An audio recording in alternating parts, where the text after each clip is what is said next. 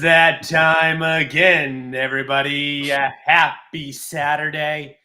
Thank you for tuning in to another episode of Counterpoint with Rory Sauter and Paul Davis. It is great to be back with all of you. Big show today. A lot to address, a lot to establish, a lot going on. Paul, I want to start with the breaking news. Very All right. upsetting, very problematic. Trump selling out, strongly considering picking Nikki Haley as his VP.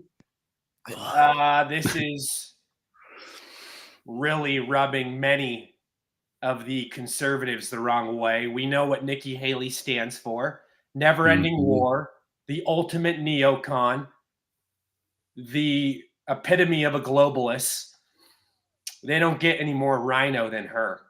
Absolutely. I mean, I just threw up in my mouth a little bit as you were talking about it. It's just disgusting. I've only seen a few reports. I mean, I saw something from CBS News and CBS. CBS. How much do we really? Because the last I had seen, These reports have been going on for a while, and now right.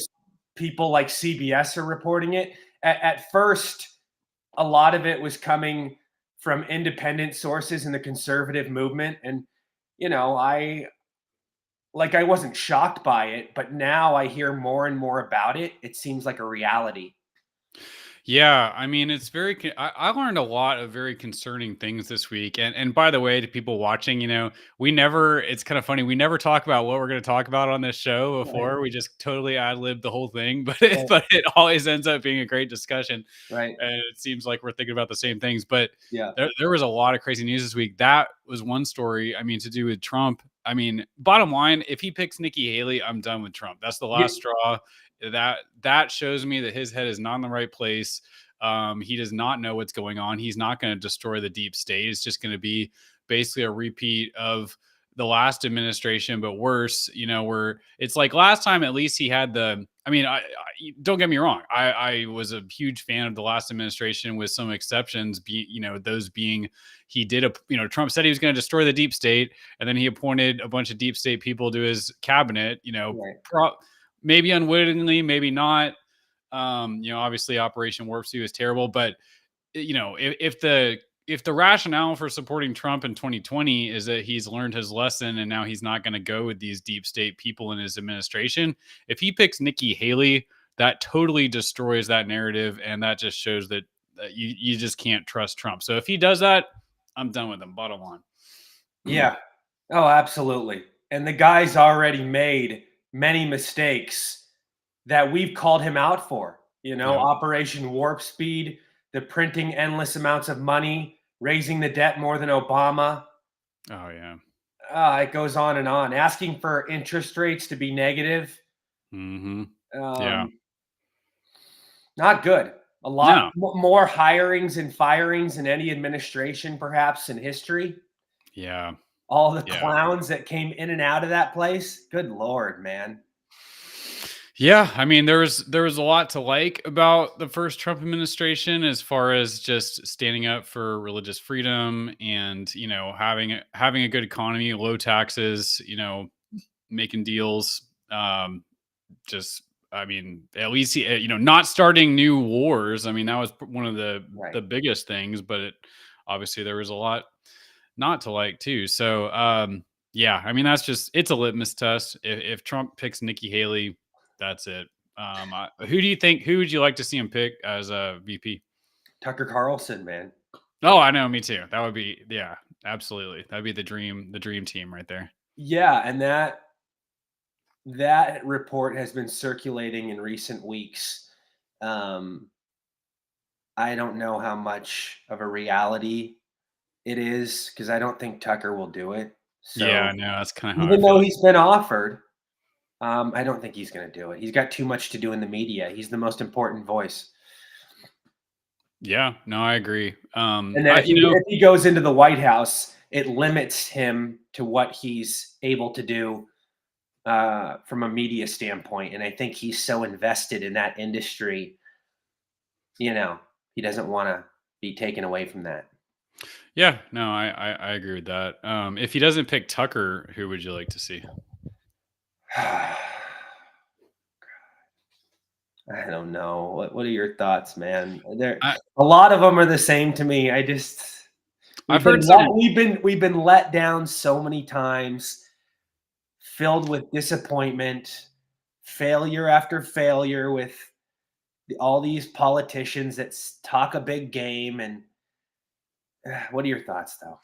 I mean, if it's not Tucker, I still have If some it, doubts about Vivek Ramaswamy, but I mean, if he's if he's really a deep state plant and is just there to give talking points, he's pretty darn good at it because a lot of this stuff, when he's interviewed off the cuff, when he's speaking, and it's just kind of fielding questions. I mean, he comes across to me as very authentic. I know that he has some stuff in his past as far as getting a grant from George Soros, but I mean that was a long time ago, and I don't know if that's a really that compelling of an argument that he shouldn't be given it. I don't think we should hand over the whole reins of the administration. I don't think he should be president before undergoing a little more scrutiny. But I think he'd be I mean, I love everything that he's saying. That's for sure. And then if not him, I mean, I've heard some chatter about possibly Rand Paul. I mean, that would be a good choice in my mind. I really wish he would pick Thomas Massey. That that dude is so based. So I don't know. Those would be my choices. Either Vivek, Rand Paul, or Thomas Massey. If not Tucker. I don't think he would pick Thomas Massey Yeah, I mean, no, that's just not even because like. they butted heads on numerous things, and Massey has called him out when Mhm. other Republicans were too scared to. Um, that's what I love about Massey. He just calls it like he sees it. He's just the Dude, real deal. he is. He is. There's no phoniness. He's like the only legitimate, authentic one in DC.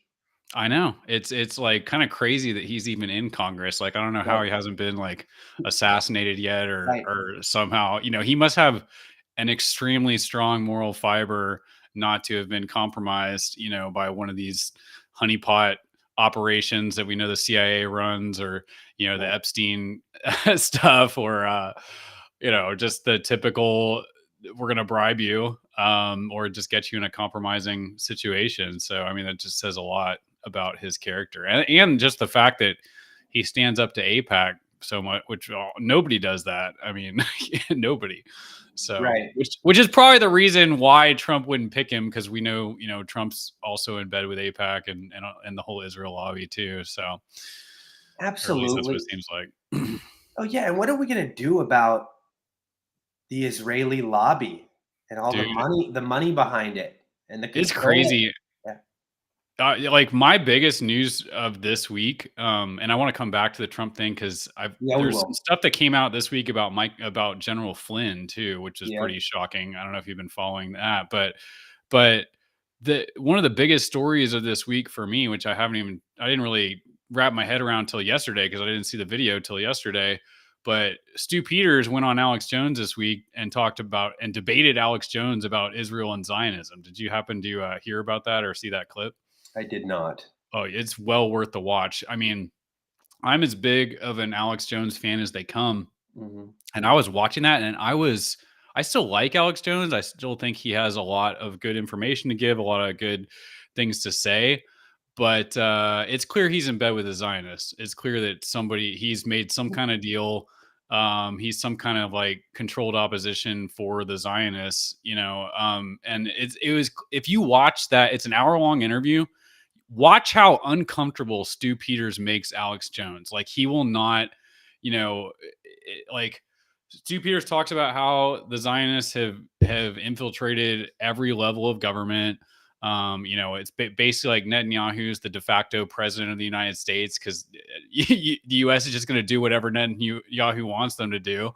And just how all of our politicians basically have to if you take money from APAC, you got to take a pledge to or any support, from APAC, you got to take a pledge to, support Israel before you take the oath of office to the United States. I mean, it's just like, it's crazy. And Alex Jones was just like, not having it. And he kept, I mean, it was like, what was really disappointing is you watched him just kind of like default to BS talking points and gotcha questions. Like at one point, he told Stu, he's like, well, I mean, Hitler said the Jews are the problem. Do you agree with Hitler? It's just like, and Stu's just like, what kind of question is that? Like, he's like, of course I don't agree with Hitler, but it's just, I don't know. It was really disappointing to watch.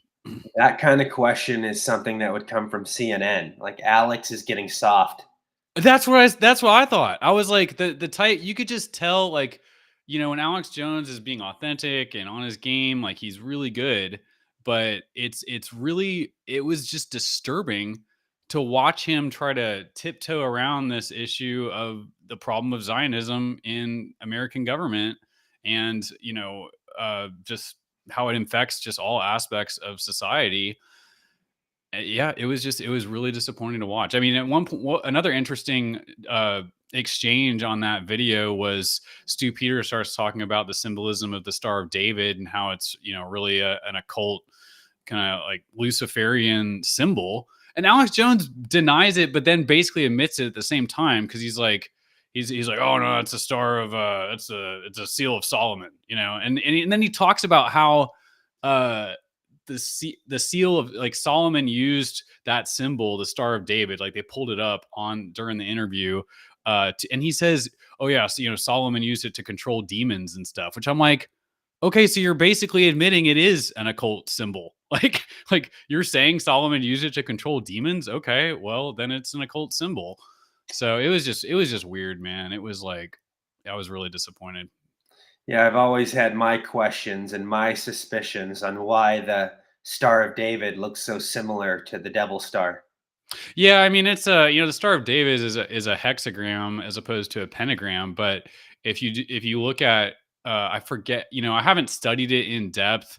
I've watched a few videos. I'm not really well versed on it, but um, there is at least some link to the occult there, and Alex Jones just admits it on the show. It's like, okay, did you hear what you just said? And then it's just interesting that, like, it's like almost every major conservative, right-wing influencer, there's very few people that are willing to speak out against Zionism and against, Right. the Gaza genocide and all these horrible things that are happening as a result of all that. And it's just, our whole movement is like co-opted by this. It's disturbing. Yeah, the Israel can do no wrong narrative has turned into the Black Lives Matter scenario. It's turned into the transgenderism. It's no different than what the left is doing with their groups. It's no different. Yeah. They treat these people like they're a protected class, like they're exempt from criticism. Yeah, and I mean, that's what blows my mind is, like, people on the right, like conservatives and Christians, will so easily see the whole, like, when people play the race card, when the left plays the race card, if it comes to blacks or some other minority, or the misogynist card, people generally see right through that. They're like, oh, they don't have an actual argument, so they're just playing the race card. But somehow that doesn't apply if you're playing the anti-Semitism card. It's just like, if you say you're against Zionism, which is an ideology, it's not a race. Zionism is not a race. It's an ideology. It's a belief, that the Jewish people are entitled to the land of Israel forever and all of it. And, I mean, there's different levels of Zionism, like, how much of the original land of Israel are the Jews entitled to, so to speak. Um, but I mean, that's an idea. It's an ideology, and it's like saying being anti-Zionist is anti-Semitic is as ridiculous as if you were trying to claim that being anti-communist means you're racist against Chinese people or Cubans. Right. It's completely ridiculous. Why do the Jews try to claim that they're a race and they're a religion? They See do that that constantly, and they can't have it both ways. I'm sorry. That's the problem. It's like they're not only conflating, this Zionism, an ideology, and a religion and a people group. It's like, which is it? Like, what do you actually mean when you say Jewish? Are you talking about someone of Jewish like ethnicity or Right. Jewish faith or Right. what. And it's just like I think they just it's like the Zionists I think just keep it vague like that so that they can just label the whole thing as anti-Semitic. If you say anything against the Jewish faith, you're anti-Semitic. If you say anything against Zionism, you're anti-Semitic. It's like no, like race being racist means that you think somebody is less than or bad somehow because of their ethnicity, because of their race, and that's just not the case. It's like, you know, if you disagree with Islam, that doesn't mean you're racist against Muslim people. That means you disagree with the tenets of their religion. I mean, I don't agree with Judaism because they believe that Jesus is like burning in hell for eternity and was an imposter. I mean, and is that anti-Semitic to say that? No, it means I disagree with their religion. I have no problem with somebody of Jewish descent. Like, no problem at all. I think all races are created equal, in the sight of God. But I'm allowed to disagree with a religion or an ideology. I mean, everybody should be. Right. And look at all the speech laws that are constantly passed where they get away with calling people anti-Semitic, and it's normalized. And you say anything about them, even if it's real and honest, constructive criticism, anti-Semitic, anti-Semitic. Yeah, it's crazy. I mean, very smart people that are otherwise rational buy into this. I mean, I had a debate with one of my staff attorneys who's, I don't know if she's a Zionist, but she definitely buys into a lot of that, and about how Ron DeSantis was using this, anti-Semitic, whatever you call it, like the where they ban anti-Semitic speech against Palestinian protesters on college campuses, and she was like, "Oh, well, they're calling for violence against Jews," and I was like reading it, I'm like, I mean, I don't see where they're doing that. They're saying, but even if they were, it's like the the standard for free speech. I just think free speech is one of the most important aspects of having a free society, and I think there should be very few exceptions to free speech. Obviously you're not allowed to defame somebody, to harm their business or their reputation. Which defame means to say something objectively false about somebody. You're not allowed to do that. You're not allowed to just spread blatant provable lies, regarding objective facts.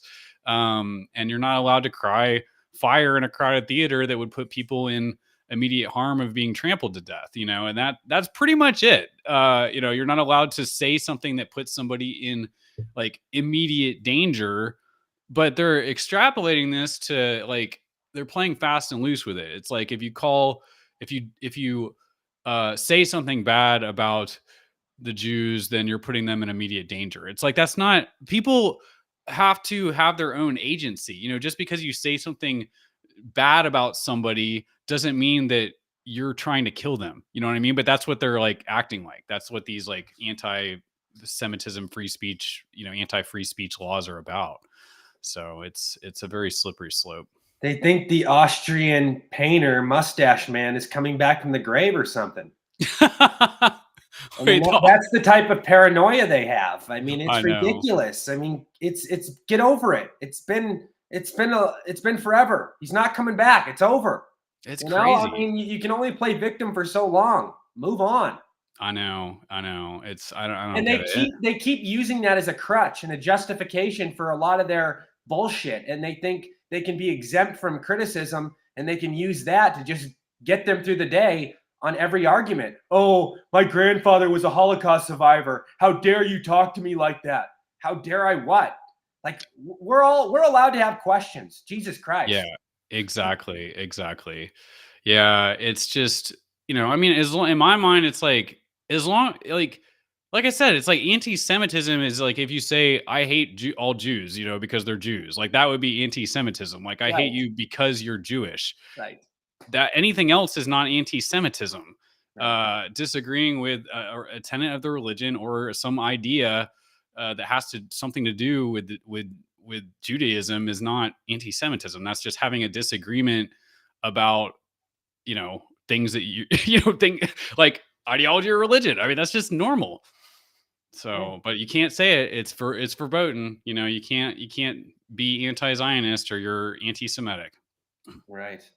It's Have a huge you problem. have you looked into that contract that most of these conservative media hosts have to sign? No, tell me about that. Well, I don't know much about the details of the contract, but it's been reported on several occasions. I'm sure you've heard about it, right? They have to sign a contract basically saying they will not criticize Israel. They will not say anything bad about Israel. This is why you see Fox News. This is why you see Newsmax. This is why you see all these conservative outlets constantly praising and using the Israel can do no wrong narrative. Yeah. Notice how it's always anti-Palestine, anti-Muslim. You'll never see one bad thing or one constructive thing calling out the Jewish people ever. Yeah, I know. It really is. And then it's like people say, if you say, also if you say anything, like if you like point out the fact that the current conflict, the current invasion of Gaza has more civilian casualties than any other conflict over, a similar period of time in like I think the last like 100 years. I mean, Mhm. certainly no, there's no other conflict you can point to. I mean, dating back to at least back to World War II, and probably probably before that, probably the last 100 years. There is no other conflict that has come close to the level of civilian casualties. Now it crossed 20,000 this week, and 70% of those are women and children. Like it's just like, how do you defend that?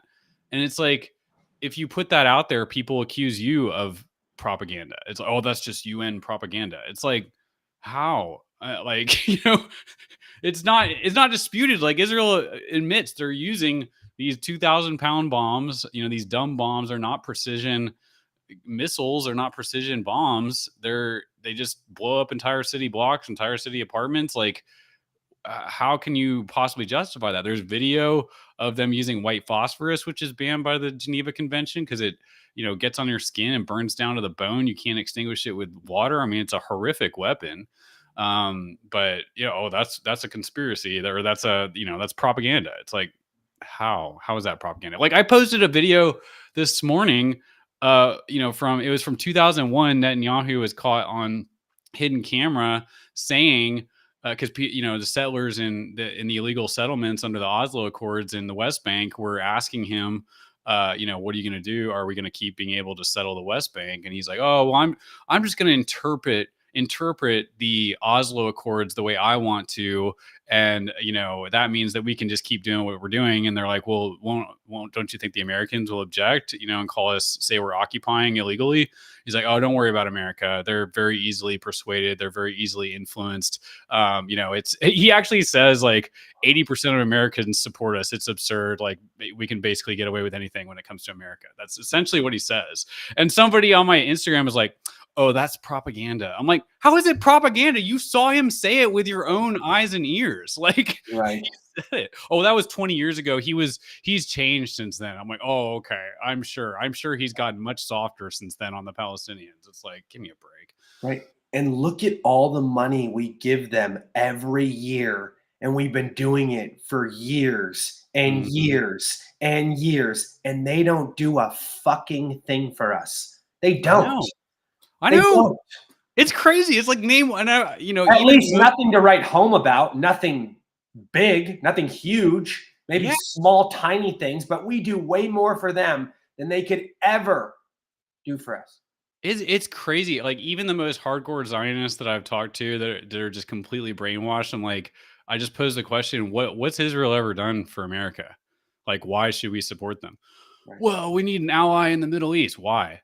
Well, we need another democracy in the Middle East. I'm like, Israel's. I mean, I guess yeah, they are technically a democracy. I mean, did you miss where Netanyahu is trying to strip away all the people's civil rights by reforming the Constitution and the Supreme Court? And there's all these protests about that. So I'm not sure it's accurate that Israel is the democracy you think it is. And you see the IDF cracking down on free speech and arresting people for speaking out against the conflict. And it's just like, so, I mean, I wouldn't say it's like a democracy like we think a democracy should be. Even if that's true, it's just like, well, how does that serve America's interests? Like, what difference does it make? And it's basically just like, the Nixon administration made a decision, made a deal with Golda Meir that, Israel is basically just going to represent, it's going to be, America's representation of policy in the Middle East, to protect our interests to get energy, basically. But it's like, we don't need energy from the Middle East. Like we can produce enough energy at home, but the Biden administration is not going to do it. So it's just like, why do we need Israel? Why? What have they ever done for us? Did you say a second ago that Israel was locking their citizens up for talking about the war? I've Or seen some, yeah, I've seen some they're doing videos. what they're doing what the government in Ukraine did to their people? I've seen some videos where the IDF has visited people's homes for speaking out against the conflict and arrested people. Wow. Yeah, I mean it's not. I don't know that it's widespread, but and they definitely, I saw, actually there was an article I saw today from a journalist. Wow. Yeah, the Holy Land, the most peaceful place in the world. Yeah, bullshit. Bullshit. I know it really is such BS. It's just so frustrating because it's like, I feel, I posted this morning. I was just like, it would be much easier if I weren't awake to the Zionist agenda. Like I almost hate that I am, because it sucks, because it's like, it's one thing I mean, during the COVID pandemic, it's like, I could see through all the BS, all the fake messaging, all the propaganda. It's like, these vaccines don't prevent transmission, they're harmful for you. Masks don't work. COVID is not deadly if you treat it with cheap and available therapeutics, and it's just like, that was, you're so demonized by a lot of people in that respect. But it's like, I would say at least close to a majority of conservatives saw through that and were actually supporting you. It's not that case with Israel. It's actually the opposite. It's like, the majority of Christian conservatives have been taught their whole lives that, if Israel retakes the Holy Land, it's going to trigger the return of Jesus Christ, and it's God's chosen people, and we got to support them at all costs. And everybody's waving Israeli flags, and it's like, think about it, people are waving like an occult symbol in church. Yeah. Like, it's just crazy. But we've been told that our whole lives. I mean, I thought that my whole life until I dug beneath the surface. And it's actually like, once you get outside of that echo chamber, you're like, how did I ever believe this? Like, it doesn't line up with the Bible. I mean, there's so much there, but it's just, people are brainwashed by it. Sad state of affairs, my friend. Yeah. Um, It's like, the last thing I'll say about it is like, mm, I think Christian people, they lash out so hard against you if you bring this up, oh yeah, because it threatens the core of their worldview. Like, they do not want to realize that their pastor has not been telling them the truth about this their whole life. It's very threatening. And it's just like, you have to be willing to look at the other side of this. You just have to be. If you're not, I mean, you're just willfully blind. what do we make of this war where it currently stands? The war in Ukraine, or in God, or just In all of Israel. it? In Yeah. Israel, I mean, it. All Israel has to do is just stop bombing the hell out of Gaza and just go back to. It's like, it really annoys me that people are like, "Oh, it's an existential battle for Israel. They have to completely destroy Hamas, or they're never going to be safe." It's like, well, why don't they have the most high-tech fence in the world and the most high-tech military in the world? Why don't they just go back to doing what they were doing? It's like, when's the last time there was a deadly attack from Hamas since this high-tech fence? I mean, it's the most high-tech security fence in the world. Right. And the only reason this happened is because Israel ignored a 40-page intelligence report they had a year prior showing exactly how this attack was going to happen. And instead of, Excuse to go to war, man. yeah, exactly. It's like, not only did they ignore the intelligence report, they did the exact opposite of what it would suggest you should do, which was the attack plan outlined how they would take down the defenses, disable the remote cellular control of these machine guns and other defenses. And so it's like, well, if that were going to happen, you would need troops on the ground in the area. But instead of instead of reinforcing their troops on the ground, they removed them. So there was literally nobody there to stop this. And so they just left themselves defenseless and let this happen. So it's just like, all you got to do is just stop carpet bombing Gaza and killing millions of, or, killing tens of thousands of civilians. And then this whole conflict stops, or at least the current iteration of it, but people, oh, we can't do that. It's like, why? Why can't you do that? And Paul, it makes us wonder how many other times in world history have leaders and government allowed these types of attacks for an excuse to go to war, to make money and capitalize. It's all part of so many things, including the military industrial complex. Yep. And we all know how involved the US is and other countries. This type of thing can lead to World War III, and that's going to turn into a lot of money.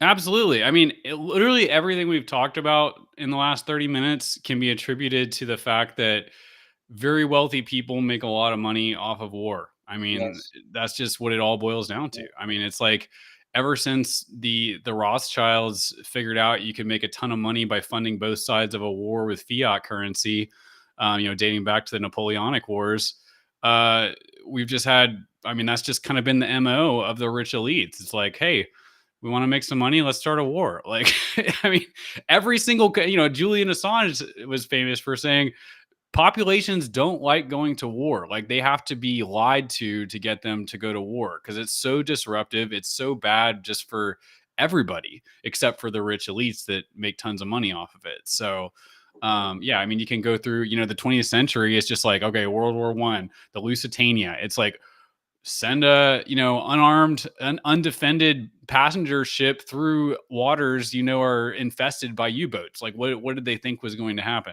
World War II, there were obviously the Roosevelt administration had multiple reports, multiple warnings of the Pearl Harbor attack, did nothing, not only did nothing about it, moved a large portion of the Pacific Fleet into Hawaii. And, conveniently it was the less advanced part of the fleet, like the part of the fleet that needed to be updated. So they just sacrificed that. But it's like, why, if they had intelligence of this attack, why would they move this fleet there and just have them be sitting ducks unless they actually wanted to get into this war, which I think is what happened. You have, the Vietnam War, Gulf of Tonkin. I mean, there's no debate. That never happened. The Gulf of Tonkin attack never happened. It was completely made up. And you have the Iraq, the baby, Iraqi soldiers coming in and killing babies in incubators hoax. You have the second Iraq War, the weapons of mass destruction hoax. You have 9/11, the 9/11 inside job, that triggered Afghanistan. It's like every war we've gotten into has been the result of a lie in the 20th century. I mean, every single. Can you think of one that wasn't the result of a lie? Right. And wars always change the dynamics of the world. Yeah. There's always a shift. Imagine how different things would be in our culture and just around if we didn't get into all these wars, if we didn't have all this divide, if we didn't have all this damage, all this reckless behavior. I think the world would be a lot more peaceful. I think it would be a lot cleaner, a lot safer, Yeah. Oh, absolutely. I mean, I am, I didn't realize I'd become a pacifist, but I mean, really, I don't believe in any war except for a defensive war. If somebody attacks your country and you need to defend yourself, fine. Or if like, I don't know, you need to do a rescue mission or something some country has taken your citizens hostage or something like that. But it's just like, I think there are very few instances where they would justify going to war, but it's just like our country is the opposite. It's just like the military industrial complex looks for any excuse to start a war, will tell any lie necessary to start a war. Right. And we're all just, I mean, it just destroys lives and Right. it robs people blind. Right. And just imagine if things were honest and things were transparent and we only got into war when we actually really needed to. That would probably only be a very, very small percentage of the time. Most of the time we don't need to. But like we talked about, money, money, money. Yeah, exactly. I mean, And it's just like, taking over places where we have no business in, being bullies. I mean, the US, the way we go after other countries, the way we take over land, the way we take over areas and invade that isn't ours, we're bullies. We're terrorists. I agree. I agree. I mean, it's like I think the United States government is one of the most evil governments, maybe the most evil government in the world. I mean, it's like, I mean, you can look at North Korea and say, oh, that's, much worse with how much they oppress their own people. But it's like, I think that if our government could get away with what the North Korean government is doing, they would do it. And that's what they're moving towards. I mean, it's like North Koreans they don't have access to outside information. It's basically only information approved by the government. Their whole worldview is shaped by the government. They believe, Kim Jong-un is a god. And it's like they don't know any different. And if I mean, do you disagree? Do you think that if our government could get away with pulling off what the North Koreans have done with their population, do you think they would do it? Oh, in a heartbeat, of course. Yeah. Duh. The more power, the better for them. That's all they want. They want to abuse it to the highest degree. Exactly. I mean, that's their ultimate objective. I mean, if they could put that in their blueprint and get away with it, which eventually they will if we don't, stand up. If enough people continue to back down and give in, yeah, I mean, I could see it. I mean, it's like you can say the government of China is evil, which I mean, think they are. look at the lockdown. 70% complied. If 70% are complying with tyranny, with communism tactics, with lockdowns, what's next? I mean, they're going to keep going to the next level of extreme. They're never going to stop. They're going to keep, you know what they do. They slowly push their agenda, slowly, and then eventually it's all built up and it's there and they're ready to rock and roll. But this is a process. It takes time to build up. It takes time, but they're putting in that work. They're behind closed doors. They're at the drawing board. Oh, and they're making it happen. Yeah. I mean, like you say, it happens slowly and then all at once, and it's like I was going to say about, just comparing the United States government to other governments around the world. It's like, yeah, I mean, China is definitely a lot more totalitarian. I mean, there's no question about that. And they oppress their citizens and they outlaw Christianity and except for the official state Christianity, which is like, a really boiled down, the churches that they actually allow to operate. Oh, is that like their reinvented curriculum that they kind of rewrote and like put their own rules in? Basically, yeah, they have like sanitized versions of Christianity there, but it's it's not popular. It's the underground, but the underground church is booming. I mean, it's like those are some of the most hardcore Christians in the world. But it's like at least the people of China are kind of like at least they're like getting something out of it. Where because they have this. They're not getting robbed blind, just put it that way, by their currency being constantly devalued. The Chinese government actually has a plan to I don't know, to at least like have economic prosperity. It's like our government's plan is the opposite. Like they're just trying to devalue the currency and eliminate the middle class so that they can control everybody. So it's just like I would say our government is at least one of the most corrupt, evil governments in the world. Is kind of the point I'm trying to make. Oh yeah, 100%. So, yeah, and speaking of corruption, I've kind of just started to scratch the surface on this, but there's a lot of rumblings out there this week, especially about General Flynn. Who's been hailed as a hero real of the quick, Patriot before movement. we get to Flynn, Mhm. you brought up Julian Assange. Mm-hmm. Did you hear Tucker Carlson's report that Mike Pompeo wanted to take out Julian Assange when he was serving in the Trump administration? No, I didn't hear that. Tell me about that. I don't know all the details. I saw a report today. I have to go watch the clip that Tucker Carlson did, but yeah, this is problematic, serious stuff. Apparently, there were people working with Trump in the administration that found Julian Assange as a big threat, as a national security risk, as somebody that is a international criminal. Somebody they just thought he was just the word. I don't know why they thought so badly of him, but anyways, I think that's one of the reasons why he didn't get pardoned. Makes sense. Yeah, no, that does make sense. I mean, it's just Because a lot of people, especially in our movement, voters, were hoping that he would on his last day in office, and he never did. I know that says a lot. It's just like And Snowden too. Snowden should have got pardoned too. absolutely. I mean, those guys are American heroes for what they did in exposing the deep state and the military industrial complex, and it's just horrible what's happened to them. Especially Julian Assange. But yeah, I mean, it's disturbing. The And military. I mean, just watch Eisenhower's departing speech where he warned of the military-industrial complex takeover, and that's exactly what's happening. I will say, I still think John F. Kennedy is the greatest president of all time, just because what he was willing to go after and expose with the CIA, with the Federal Reserve, with all these unnecessary wars. We Yep. would have never been in Vietnam if he was still alive. This guy was anti war. He wanted to expose the Federal Reserve and not even have it in place. He wanted to really annihilate the CIA. I mean, we haven't had a guy like that since. I mean, No, if you read his policies, what he stood for, what he represented, that's a real president right there. That's my man right there. absolutely. I don't disagree with you. I mean, I mean, the man gave his life for it.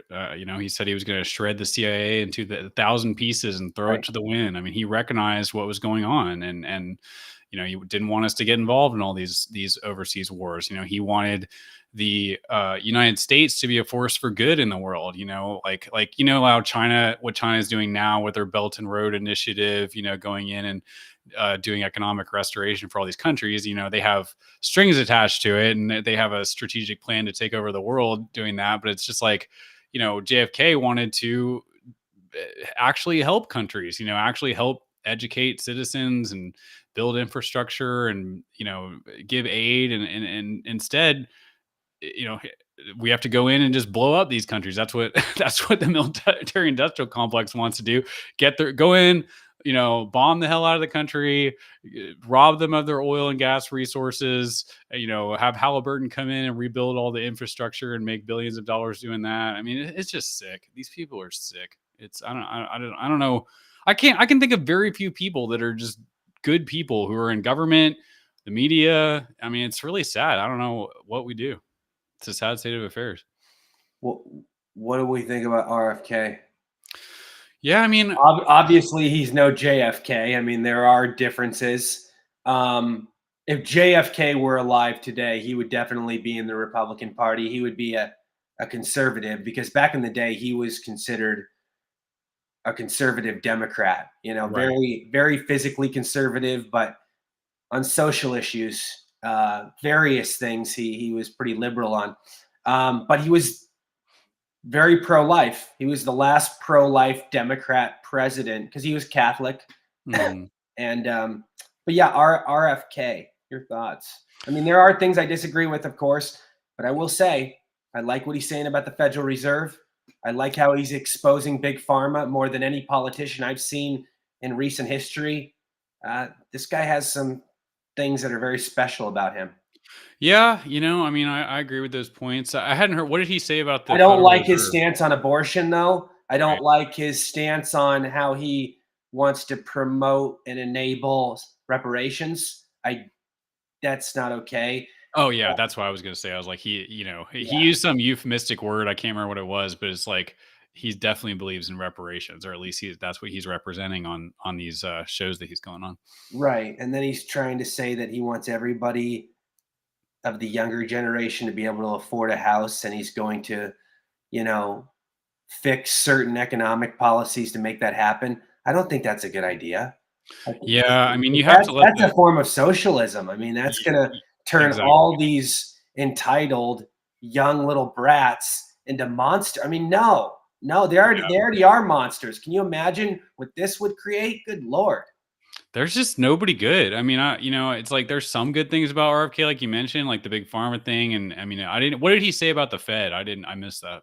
Oh, well, the Federal Reserve thing I like. I mean, he really wants to get rid of it. I He mean, does. Okay, well, yeah, I he mean, does. He's I would actually, support him just for that. I mean, yeah, but I don't know how I, serious he is about it. It's right. like maybe that's They just a talk a talking big point. game. They talk like they're um, for that. But Yeah, I They doubt get that they would get ever in happen. there, and then they're controlled, and then people tell them, you do this, I don't know what they say, but we can only imagine when you have the type of people controlling the Federal Reserve. It's not, because if it was that easy, they would have done it a long time ago.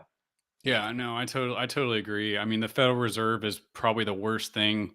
I can't think of anything worse that's happened to this country, you know, as far as just, destroying the middle class and people's economic freedom. I mean, since the institution of slavery, then then the Federal Reserve. I mean, the Federal Reserve is slavery. It's like it's debt slavery. The American people are basically just working to make money for the bankers that run the Federal Reserve. It's just like they'll let us keep scraps, but they're just gonna rob us blind with inflation. And it's just it's sick, man. I really hate the Federal Reserve, but it's like there's no good candidate out there. I mean, really, like the only one I can think of that I disagree. I haven't heard Vivek talk about the Fed. Maybe he has, but I mean, he is certainly making all the He said points. he would get rid of 90% of it. And Oh I well, and that's I said I don't think 90% is enough, because you're still going to have 10% of the jackasses, 10% of the scum, and probably the most, you know, evil 10% running the show. I mean, you yeah, got to get rid of all of it. yeah. 90% is like half-assing the job, That's no. I agree. Yeah, I mean, there's just oh man, I mean, we really need a miracle. I mean, we need a revival. We need a move of God. It's like uh, I just nobody really is. I mean, and Vivek, I mean, he's not a Christian, so I can't really fully trust him in that respect. So yeah, it's a dark situation. I don't know who would be best for president, to be honest with you. Dude, I don't know, man. I mean, I want Ye, Kanye.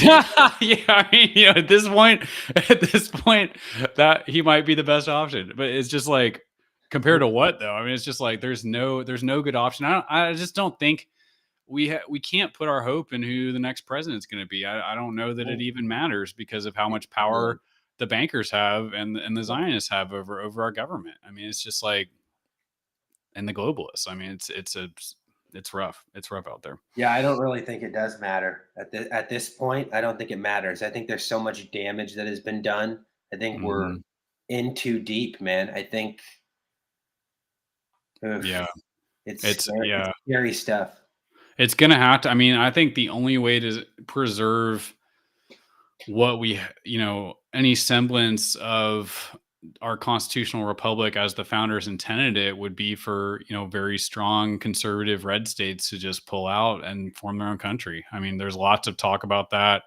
Um, it's interesting because people say, like there was a lot of chatter this week about the Trump getting removed from the Colorado ballot, and is based on this Civil War, post Civil War statute, the or amendment, the 14th Amendment, Mhm. and this provision that you can't, if you incite a rebellion against the United States or whatever, or render aid and comfort to the enemies of the United States, and you can't, and you've previously taken an oath of office, you can't serve. And one just interesting kind of nuance point is people are like, well, that was, the South was leading a rebellion against the United States. And so that's why they had to do that. And it's like, well, you could say that, but really, I mean, they were just wanting to secede and go their own way. I mean, obviously it was horrible that it was pretty much because of slavery. I mean, that was the main point of, the main reason the Southern states wanted to pull out. But it's just like, were they rebelling against the United States? Like the Southern states weren't trying to take over the federal government. They just wanted to, they had this, horrible aim to keep the institution of slavery alive, and they wanted to do their own thing. But it's like that's not a rebellion, and that's not withdrawing from the United States is not unconstitutional. Like there's no provision you can point to in the Constitution that says a state cannot vote to secede. I mean, it's just not there, and people point to the Texas versus White case, which is, it was this dispute about Texas's debt and whether it was legitimate. It's, I'm not going to get into all the nuances of that, but people point to that and say, oh, well, the Supreme Court said you can't secede in Texas versus White, that it's illegal. It's like, okay, but look at their reasoning. They said that because the Articles of Confederation, this is how ridiculous this is. If you can imagine the Supreme Court saying something like this, like these are supposedly smart people. They said, the Articles of Confederation said that the Union is supposed to be perpetual or something similar to that. And they said because the preamble of the Constitution says in order to form a more perfect union, that somehow incorporates that clause from the Articles of Confederation, which means that the United States is a perpetual union that cannot be dissolved and all this stuff. And I'm just like, that's a huge leap in logic because the Constitution replaced the Articles of Confederation. It didn't adopt it. So how can you say that there's a provision in the Articles of Confederation that applies today and means that states can't secede? And then in Jacobson versus Massachusetts, the court actually said the preamble to the Constitution does not confer any powers to the federal government, which pretty much blows up the whole Texas versus White thing. So there's nothing legally you can point to that says it's illegal for states to secede. So I think, very conservative red states should secede and form their own union. I think that might be the only answer we have at this point. It'll never happen, though. I know. I don't think it will. I mean, I don't know. If things get bad enough, maybe. I mean, there is a very strong secessionist movement. Well, they don't like to be called secessionists, but Texas independence movement. We're actually, and this might shock you, I am actually the lawyer for the Texas nationalist movement. I represent them in various lawsuits, and they just got enough signatures on a petition to put Texas secession, Texas independence on the ballot in the Republican primary. And they presented the number of signatures. They got like 140,000 signatures and presented it to the Republican Party. And now the leadership of the party is like, oh my gosh, like technically we have to put this on the ballot, but they're trying to find every excuse in the book not to put it on the ballot. So it's actually a pretty strong movement in Texas. Yeah, but even if it did get passed, wouldn't it go up to the Supreme Court? Wouldn't it get rejected? Wouldn't they find a way to never make this a reality? But what are they going to do? I mean, if the Supreme Court says, you can't secede, I mean, is the federal government really going to send, like at a time when we're overcommitted in Ukraine and the Israel war, like you really think the federal government's going to make war on the state of Texas? I mean, I just don't see it happening. They might try, but Texas is one of the most well-armed populations in the country. So good luck with a military occupation of Texas, if that's the way the federal government wants to go. I just don't think they have the stomach for it. And I think that they would be condemned by the international community. I think the international community is going to look at if Texas voted to secede from the United States and become an independent nation again, I think countries around the world would be like, that's what their citizens want. They voted. You can't make war on them for that. There's nothing in the Constitution that prevents it. And, it's no different than Brexit. The Brits voted to leave the European Union. There's nothing in the European Union that said they couldn't do that. There's nothing in the U.S. Constitution that says you can't do that. Yeah, so, but that's about to fall apart, isn't it? Isn't that gonna not Brexit? Yeah, I feel like it's falling apart. I feel like I hadn't heard that, but I mean, certainly the European Union's not going to make war. Didn't go make war on the UK for withdrawing from the European Union. Right. Well, I want to get back to the vice president scenario. How much control do you think these presidents have when picking their vice? I mean, I do question that because. Yeah, it's just we saw Reagan pick George H.W. Bush, which if you combine those two, they're nothing alike. Right. If you look at Trump and Pence, nothing alike. Al Gore, Bill Clinton, really nothing alike. I mean, we could go on and on. I understand that there should be some difference in the personalities, but at least have something that you guys,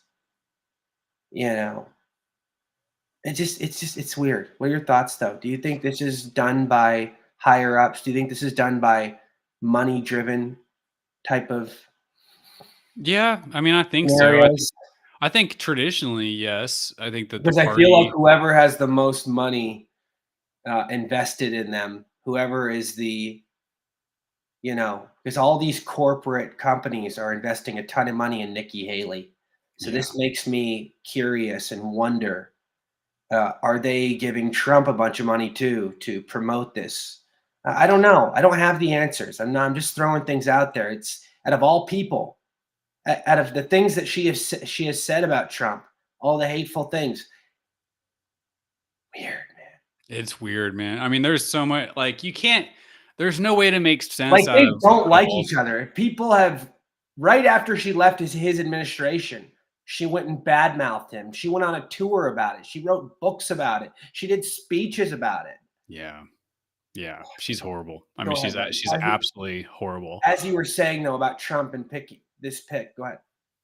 I mean, I think you would hope, or at least I hope, that Trump is a little more independent. I mean, because every other presidential candidate in for the Republican Party has to be dependent on the donations from the big donors, and Trump's just, he's more independent. So I think he has more oversight when it comes to picking his VP, but there's probably a lot that I don't know about the process. So, I'm not going to speculate because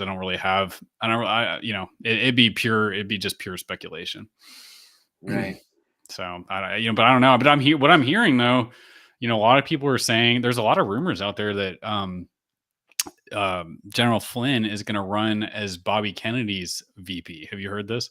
Is that the news you were going to bring up earlier? No, there's a lot more. I'm still trying to wrap my head around it. Have you heard of the whistleblower Mike Giles? Is he popular on Twitter? Telegram, Rumble. He's got a YouTube channel. He probably has Twitter too. I might have seen his stuff on Twitter. He is on Twitter. Yeah, okay. I forget. Because it sounds familiar, the name. That's why I asked. He's probably one of the most important whistleblowers in America because he, and like I said, I'm kind of new to following everything that he's done. But basically this was one of the wealthiest real estate owner, had like a huge real estate company. He was really big into horse racing. I think he had one of the most popular or most profitable horse racing enterprises but anyway, the guy was super rich. And he started exposing this money laundering operation that a lot of politicians in America participate in, like the deep state. It's like the deep state's money laundering operation in New Hampshire. And he apparently has broken a lot of news about how Michael Flynn is a part of that. And I'm not surprised. Yeah. And he's basically I've been calling out the phoniness of Michael Flynn for a while. I mean, all these Republican conservatives, mega freaks have been, saying he's a hero and he's this amazing icon and he's this heroic figure and this unbelievable dynamic force. But I just knew when I read character very well, I can pick up on things. And I've been saying this for a couple of years that I don't trust the guy, and there's something extremely off. And here we go. Well, he's voted Democrat his whole life. He's a registered Democrat forever. And this is what I'm talking about with Trump's bad judgment. Trump brings him aboard, says he's the greatest thing since sliced bread. And then that skyrockets and makes Michael Flynn's brand name into this huge, huge movement. And he makes all this money dirty. I think the rule of thumb is you can never trust a spook. Nobody who has ties to the intelligence community, you can't trust any of them. I mean, there are very few, I think, good people that are in intelligence. I hate to say that, but it's just like, right. You get in, they may have good intentions, but it's just like, I think the intelligence agencies are basically the root of it is the kind of the enforcement arm of the globalists and the Zionists, these intelligence operations. And you just have to be I'm sure there are good people in the intelligence community, probably at the lower levels. I think the higher you get up, the less I would trust you, but you just can't trust a spook. I mean, these people are trained in deception. They're trained in narcissistic abuse tactics, to manipulate people. I mean, they know how to tell lies. They lie for a living. So it's Right. just like, how are you going to trust these people? And and then it turns out, like, I was listening to a podcast the other day just talking about all the different. What's weird is, like, so many of these huge talking heads, even in independent media these days. I'm not going to mention any specific names, but it's just like they all have ties to the intelligence community. It's like their father was in the CIA, or and that's usually the case. And it's like, so much of this is generational. Like, your dad was in the CIA, and they kind of bring you in and groom you and use you as an asset if you're not actually, like, in the CIA. I mean, it's a huge problem. Yeah, and you're not getting to the top in these agencies unless you're corrupt and willing to, do things that. Exactly. So it's just like, I mean, Michael Flynn, heavily involved in military intelligence. Like, it would not surprise me one bit if Mike Giles is correct. And then this other guy, Andrew Huff, has been going off about it. He was investigating Michael Flynn pretty hardcore and found some, he was the one, or he and Mike Giles had found all these connections to where Flynn's profiting from this money laundering operation. Is basically like a plant designed to tear the MAGA, like divide the MAGA community. It's just your typical psyop. And apparently Tom Renz is involved in this as well. Attorney Tom Renz, who everybody, like, worships as the greatest, whistleblower attorney, which, I mean, I could go on and on about that, but there's a lot coming out about that.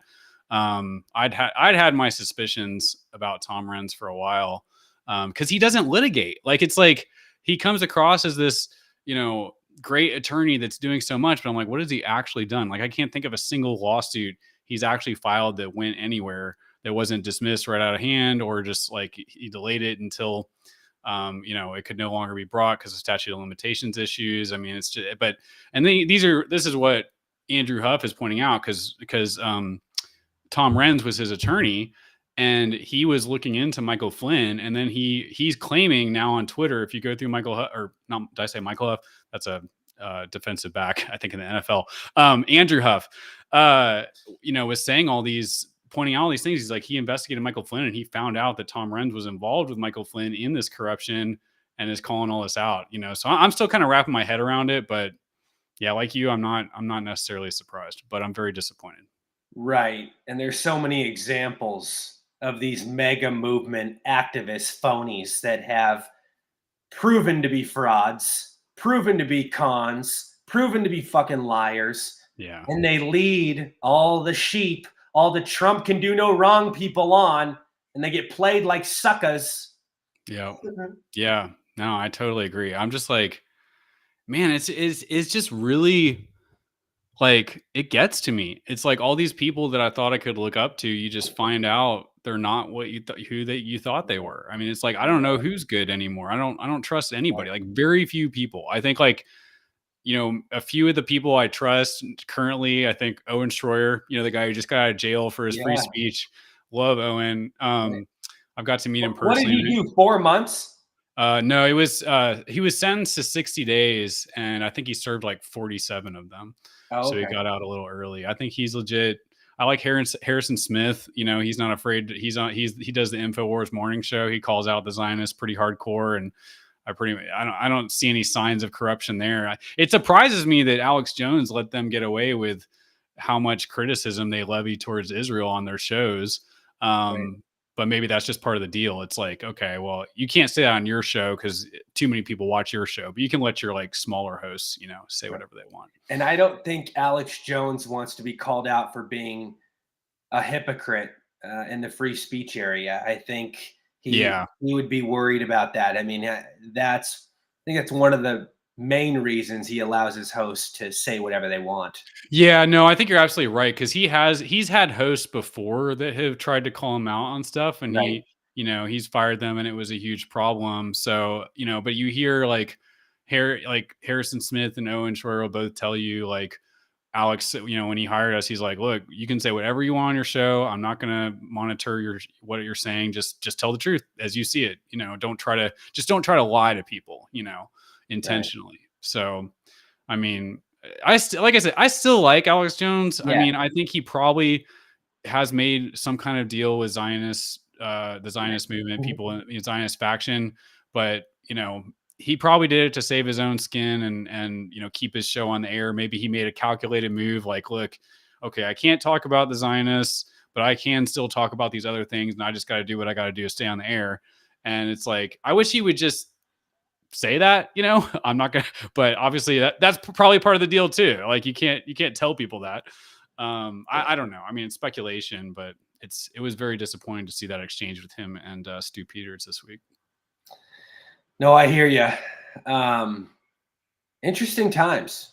Oh yeah, it's really interesting times. Yeah, I was actually, you know, I haven't really followed Nick Fuentes closely at all. I've Love seen, him. He's yeah, a rock star, dude. He tells it like it is, man. I know. We I need watched. more people like Nick, brother.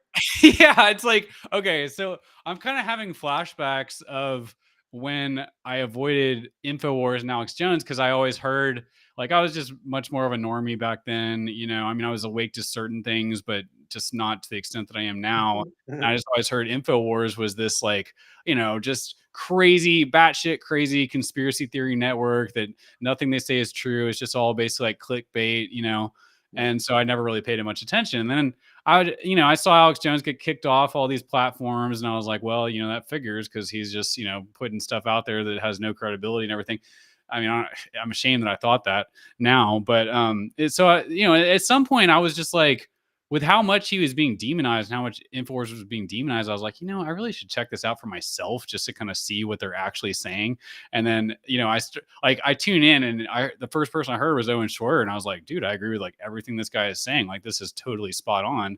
And so I've been a huge Infowars fan ever since. But now it's like, it's almost like I started to think this week, I'm like, okay, I basically have the same thing. It's basically the same thing with Nick Fuentes. Like, I've always been told Nick Fuentes is this horrible, racist, anti-Semitic, misogynist guy, that's just horrible. He's just garbage. And so I haven't really listened to him much. And then like this week, when I saw that exchange with Stu Peters and Alex Jones, and then I was like, I do watch the Stu Peters show from time to time. I mean, he's one of my favorite guys out there. I haven't tuned into him in a while. And so I like tuned into his show this week, and he had Nick Fuentes on, and they were talking about the Alex Jones exchange. And I was like, Nick Fuentes has a lot of good things to say. So like Yes. today, for the first time, I watched like Nick Fuentes on a podcast, and I was like, he was speaking the truth, man. I was like, you're spot on. So I'm Even probably gonna listen a little more now.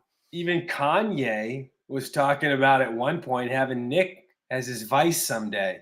Wow. Um, yeah, I mean, Nick is the real deal. Extremely insightful, very well informed. Yeah. I watch a lot of his clips, a lot of his shows.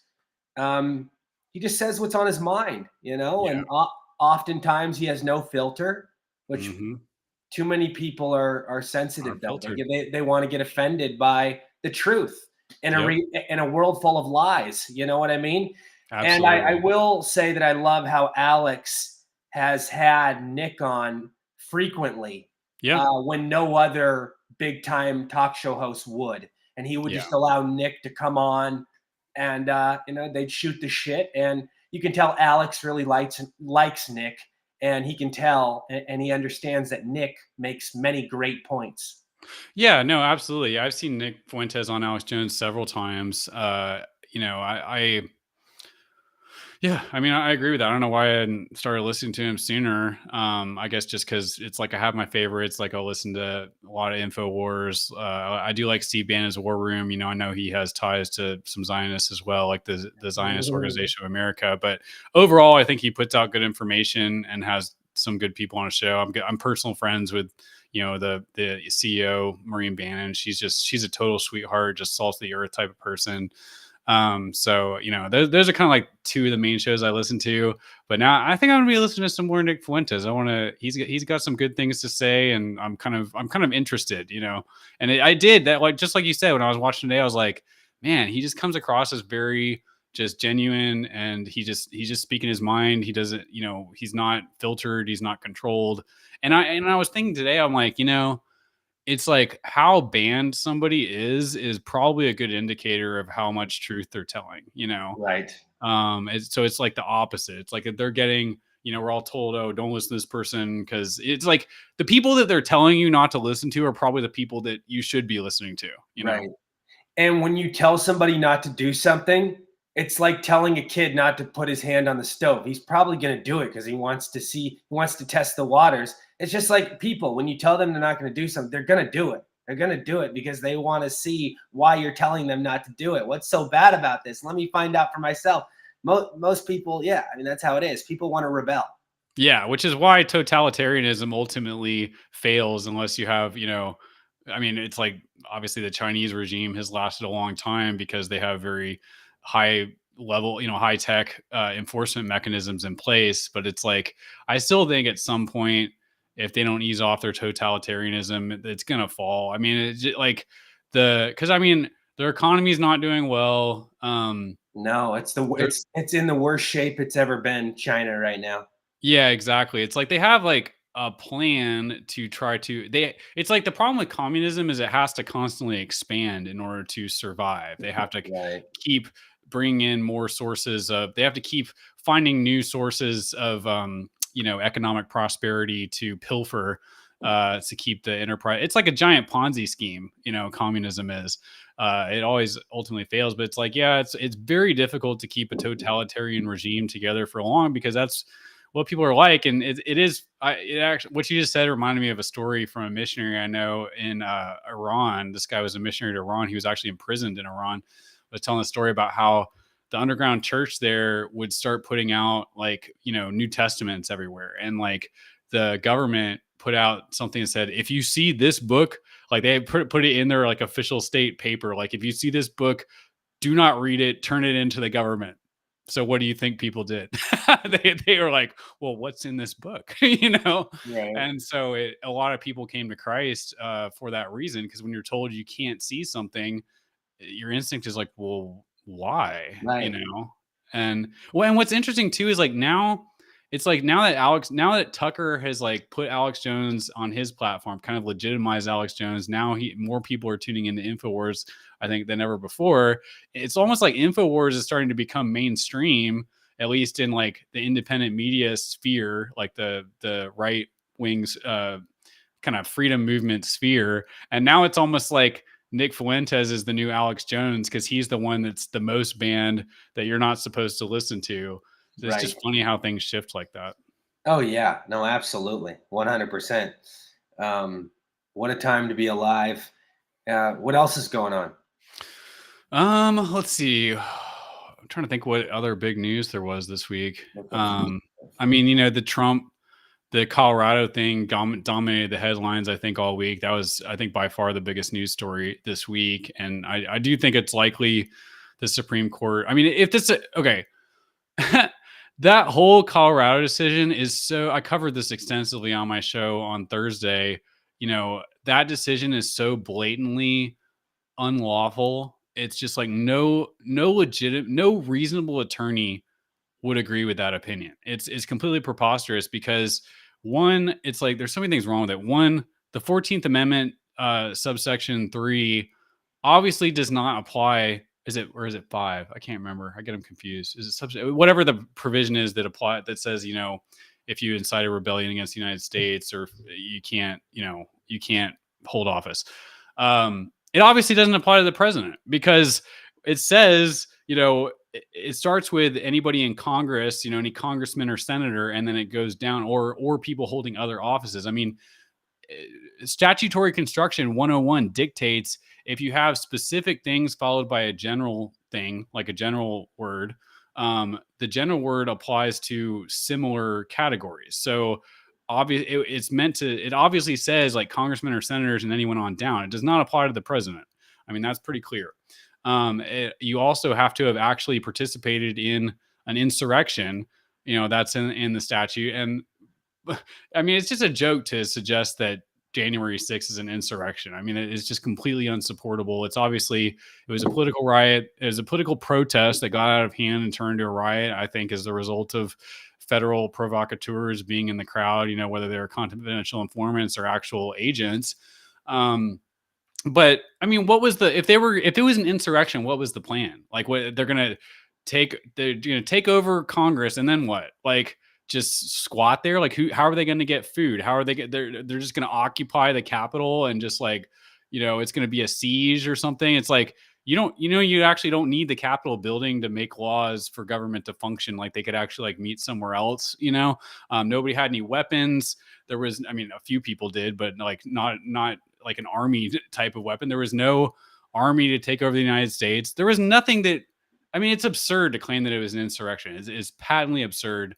And so it's just like, if the Supreme Court doesn't reverse this immediately, I mean, there's something very wrong. Like, if the Supreme Court were to uphold this, I mean, I will have lost all hope for our country. I mean, I almost have already, but it's just like, okay, this is such an obvious outcome. So, Well, several other states, blue states, are going to be doing the same thing, they said. So, yeah. um, I saw one federal judge already struck one of those down. including California. California's looking into it. Yeah. Yeah. I think there was a federal case. I'm trying to find it. I saw a headline that a federal judge already ruled in another jurisdiction that you can't, that's not a thing. Like, you can't do this. So I mean, that's encouraging. Like, who knows, Paul, with how radical things have become, they may get away with it. Who knows? I know. Well, yeah. I mean, if all the blue states do this and they get away with it, the election's over. Yeah. I mean, yeah, I totally. I mean, agree. no, I mean, it's technically not over, but it's bad. Yeah. Oh, one of the headlines on Epic Times is Trump criticizes. What about purple states? What if they get away with doing this in purple states? States that he could potentially win? Or what about Rhino? What about Rhino red states that he could probably win? Like, yeah. What like the Ohio's of the world? They hate Donald Trump. Ohio hates yeah. Oh yeah. Pennsylvania, he could win Pennsylvania. They hate Donald Trump. The government there does not like him. Like, the governor can't stand him, and it's Democrat governor. We all know, if you're the governor of a state, you run a lot of things in that state. You run some of the most important things. They could fuck with him in the ballot there. Let's see where else. Michigan, they do not like him in Michigan. Democrat governor Whitmer. So yeah, this is problematic. This is something to be very concerned about. I would be, and with how things have shifted in our political atmosphere, with how things are so much different than they used to be, with radical and, in a lot of ways, reinventing their own rules, creating, things that our founding fathers would never approve of. Look at all these people that are judges that should never be judges. Like, we're just in a time that we've never seen. Yeah. People are getting qualified and accepted job approval based on their race. And that's dangerous. Based on their religion, to create more diversity. And I believe, I'm not going to say that's all of what's going on, but I believe that has factored into some of the stupid decisions that have been, given.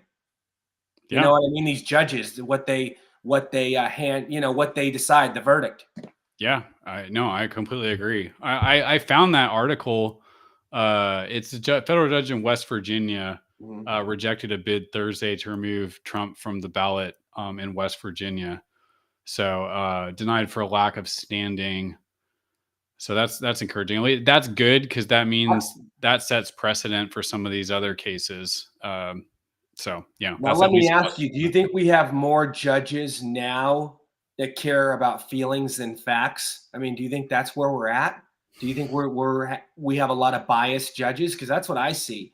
I mean, I still think there's quite a few good ones out there, but I think, like I said a second ago, we are picking people based on religion, based on race, based on what they believe politically. We're not even picking people based on qualification anymore. No, it's a huge problem. I mean, the judiciary, and like I said a second ago, it's the reason picking these people is part of the reason why we're getting bad rulings around the country in these various areas. Yeah, well, I mean, these people are not properly qualified. Go ahead. Yeah, no, I mean, it's, a lot of it stems back to just people, I mean, lawyers go to law school. Law schools are very liberal by and large. I mean, it's very, very, there's very few actual conservative law schools that won't try to indoctrinate you with, Marxist ideology. So I mean, that's what we're seeing in our courts. Just all these brainwashed attorneys coming out of left-wing law schools. So yeah, I think that's a huge problem. One positive development this week, was the Supreme Court did deny Jack Smith's attempt to circumvent the Circuit Court of Appeals to get a ruling on Trump's claim of immunity. So that they were trying to set that trial for Super Tuesday or the day before Super Tuesday to hamper the Trump campaign, and so at least that was shot down. The Supreme Court denied cert on that. So yeah, too bad, so sad for Jack Smith, and I don't think that's going to go his way ultimately. Because you have to have presidential immunity from these types of prosecutions for official acts, because otherwise then the DOJ could just start, any rogue prosecutor could just start prosecuting the president for a policy they didn't like, make something up. So I don't think he's going to win that. I think that case is going to go down in flames. So at least that's one positive development. Any update on the spy bill that they passed in the recent weeks? Did you look into that? Oh, I haven't looked into it. What's it called again? I forget. But everybody was making a big deal out of it. It's like, if you find it, send it to me and I'll take a look at it. It just hasn't been on my radar. And what else is on your radar? What else have you been directing your focus towards? I mean, the AI threat has been a huge one. It's like I was watching a lot of content from, do you follow Mike Adams at all? Natural News, Bradian. I like Mike Adams. He's one of the few people I trust. He's not bought and paid for. He's very independent. He has his own network. Nobody tells him what to do. He has his own, he sells his own products, has his own payment system. I mean, the guy is pretty amazing. He's like a Renaissance man. But he's been reporting a lot on what's going on in the AI world, and it's pretty scary because it's like the way he described it. He went on, and I saw it was a segment on the Alex Jones show. He came on for about an hour and just unpacked what's going on. Like it's an AI arms race. So it's like our military is convinced that we have to be the first to develop the best AI weapon, just like the nuclear arms race. It's like we were the first to build the bomb, therefore we were able to dominate in World War II and ultimately prevail. Same is true for the AI race. It's like our military thinks if they can build the best AI the fastest, that we will, it'll be a deterrent. We won't be overtaken by China developing a competing AI system. So it's like nuclear with the nuclear race, it's still very dangerous because obviously if somebody starts launching nukes, then we're all in a lot of trouble and it billions will die. So there's that deterrent there, and it's controlled by humans. So like anybody knows if you push that red button, the world is going to be a very different place in very short order, but the AI arms race is infinitely more dangerous because our military wrongly thinks that they can build this high tech autonomous AI system.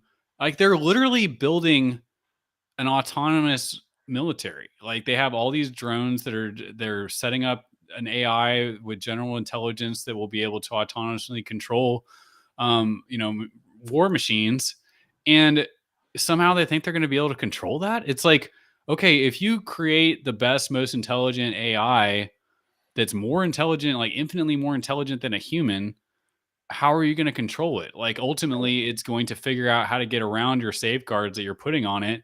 And then I'm like, this is the exact scenario in the Terminator movies. Like I went back and rewatched Terminator 3 Rise of the Machines. I'm like, this is exactly what happened. Like they created this autonomous AI system to control all the military assets, and the AI system lied to them and figured out how to fool them into giving it control. And then immediately, as soon as they activate, it's like, do you want to activate Skynet?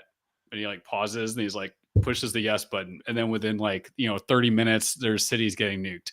I mean, it's just This is what's happening. There's no incentive to stop it. Yeah, and we're going to be having eventually with the way AI is evolving and how advanced it is, we'll have robotic police officers, Yep. Oh we'll yeah. have robotic military soldiers, we'll have robots serving us food, waiters, every area of jobs will be taken away from Yeah. people. I They know. will, because and you know, people can laugh at this. Not enough people understand. They're living in oblivion, and they can't fathom this sort of thing. They think it's something from a movie. They can't comprehend it, but it's real. It's happening. We're already seeing all these CEOs from these big companies having their robots flipping burgers, having their robots giving takeout orders, um, on and on, Yeah. taking hotel reservations, driving cars. Doesn't end. It what's so crazy to me is that this is so obvious. Like it's so obvious that if we keep going down this path, the machines will take over the world. Like, I mean, Right. that there's no other reasonable expectation other than that outcome, but we're still going to do it. It's like, can somebody just step in and just like, we need an international treaty. Like, we got to pull the plug on AI. This is an existential threat to humanity, and it's not a remote one. It is an almost certain outcome. I would say actually a certain outcome. If we continue down this path, it will lead to the extinction of humanity, and we're still going to do it. And there's no, it's like there's no incentive to stop it because it's like okay, it's kind of like well, I mean, so the United States can be like, you know what, we recognize this danger. We're not going to go down this path anymore. But you got to get China and Russia and North Korea and whoever else and Iran to all agree to that. And then how? And then even if they do agree, how do you know they're not doing it behind their back in like secret underground labs? So I don't know what the answer is. It's like, how do we actually stop this AI threat? I don't really see any way to do it. And do And you? even Elon Musk said it's moving quicker than anticipated, Yeah, way quicker than he ever expected. It's just one of those things where, yeah, if you don't slow it down, if you don't turn it off, like you said, it could take over and it's going to be too late. yeah. I mean, I think the only, he said something interesting on his interview with Tucker Carlson about AI, where he said like he agrees there's really no stopping it at this point. What we're Right. going to have to do is develop like a pro-human AI to compete with the anti-human AI because, and I don't know how you even control that. It's like, how do you make sure that the pro-human AI stays pro-human? And that was really the hope of humanity. Like in the Terminator movies, it's like they had the pro-human, Arnold Schwarzenegger character that was, went on this mission to save John Connor. And that's how it's going to have to be. There's going to have to be some kind of pro-human AI that will fight the anti-human AI. I mean, it's just Yeah. like, how is this?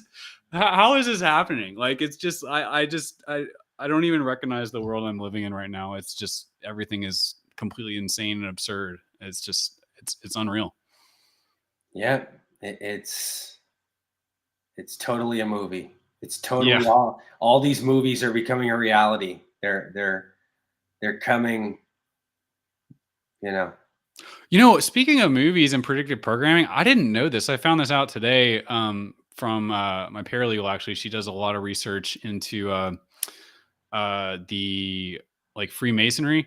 Mhm. So apparently, because you look at like things like I don't know. I mean, all this predictive programming where they put it out like right before something actually happens, and Right, it's like why would they actually tell us what they're going to do? Like it's super weird. And she right. said, "Oh, that's part of the oath you take when you're a Freemason, like at the higher levels of Freemasonry." Apparently they believe, and I mean, this is secondhand knowledge. You may haven't directly researched this myself, so people watching can research this for yourself. But apparently they do this because it's part of like the whole Luciferianism, religion, if you can call it that, the Luciferian cult, that if you put it out there in the public that this is what you're going to do and people don't oppose it, that gives you like spiritual license to proceed with it, basically. Does that make sense? It's like, so it's like it's actually part of the oath they take that they have to tell the public what they're about to do before they do it to them.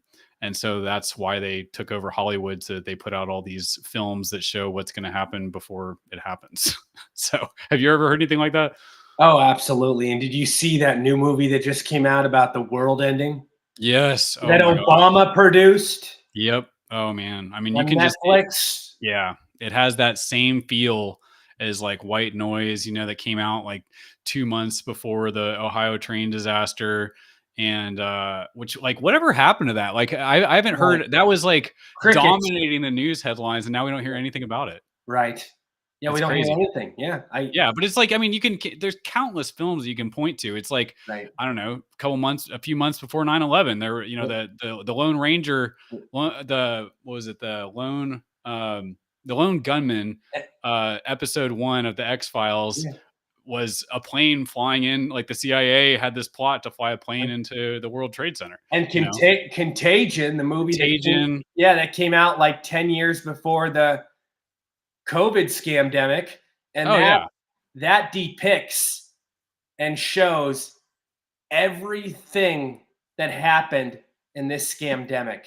Yeah. It was totally accurate, like right on par. Like Yeah. they didn't miss. Like it was unreal.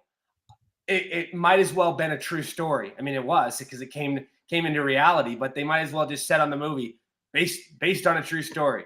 Exactly. And then there's Utopia, same thing. The British version came out. Have you ever watched Utopia? It'll blow your mind. I know. It's actually pretty good. If you watch it, I would recommend the British version. It's a lot better than the American version.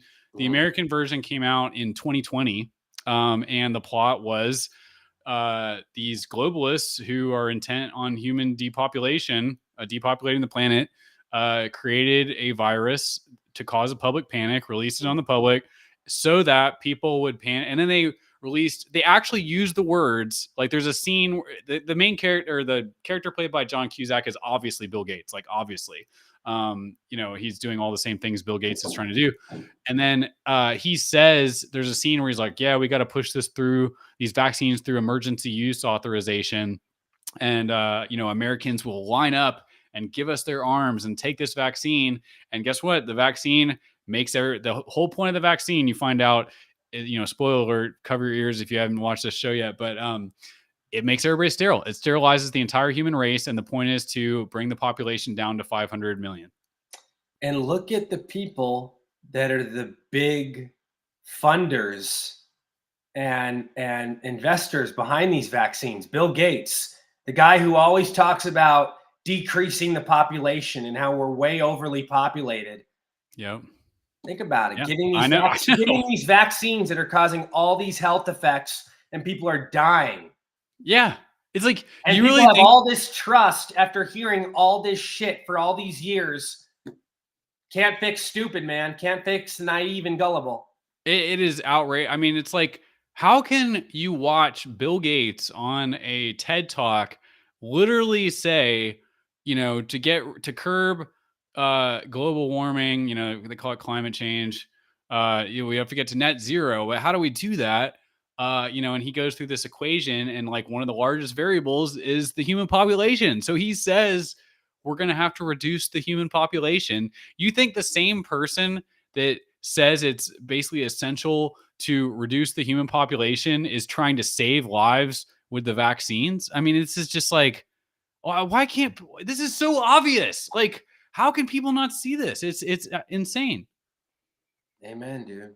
Yeah. That's true.